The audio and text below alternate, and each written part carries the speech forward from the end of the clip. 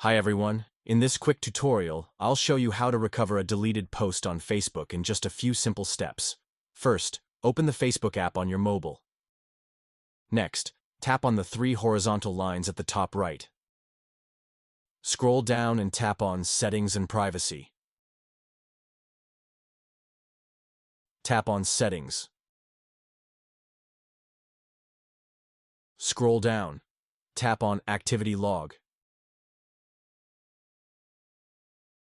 Tap on Recycle Bin. Here, all your deleted posts will be shown. Select the post you want to recover. Checkmark the post. Tap on the three dots in front of the post. Tap on Restore to Profile. Tap on Restore again. The post has been restored to your profile. Let me go to the profile and show you.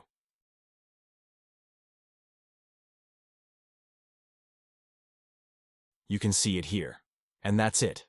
How to recover a deleted post on Facebook. If this video helped, like this video and subscribe to my channel for more quick tech tips. See you in the next video.